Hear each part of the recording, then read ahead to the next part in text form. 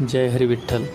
शबर जातीत जन्मलेली माता शबरी आपल्या गुरूंच्या म्हणजेच मतंग ऋषींच्या आज्ञेनुसार अरण्यात राहून प्रभू रामचंद्रांचे नामस्मरण करत त्यांची वाट पाहत होती. त्याच अरण्यात अनेक साधू, तपस्वी आणि ऋषीमुनीसुद्धा राहत होते.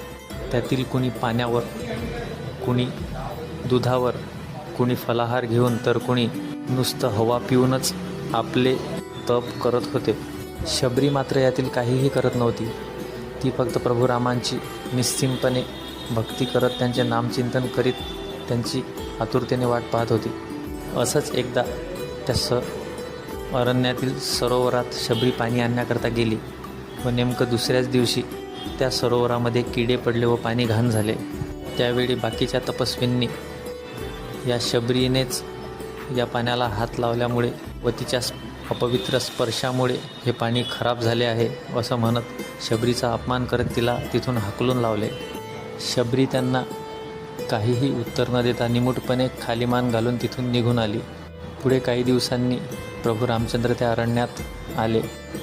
तेव्हा राम इतर तपस्व्यांकडे न जाता सरळ शबरीच्या आश्रमात आले व तिला कृतार्थ केले. शबरीची उष्टी बोरे खाऊन रामांनी तिला धन्य केले. तेव्हा प्रभू रामचंद्र शबरीला घेऊन त्या सरोवरावर जातात आणि शबरीला तिच्या पायाच्या अंगठ्याने त्या सरोवरातील पाण्याला स्पर्श करण्यास लावतात.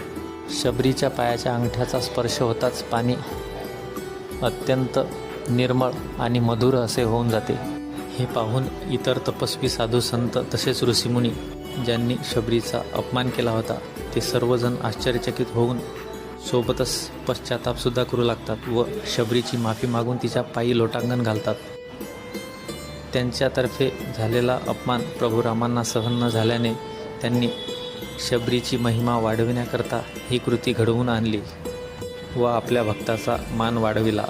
ज्या प्रभू रामांनी जटायूसारख्या पक्षाला आपल्या मांडीवर डोके ठेवून त्याच्या मृत्यूसमयी त्याला मोक्षाला धाडून आपले निजधाम दिले, ते प्रभू रामचंद्र खरोखरच भक्तवत्सल आहेत.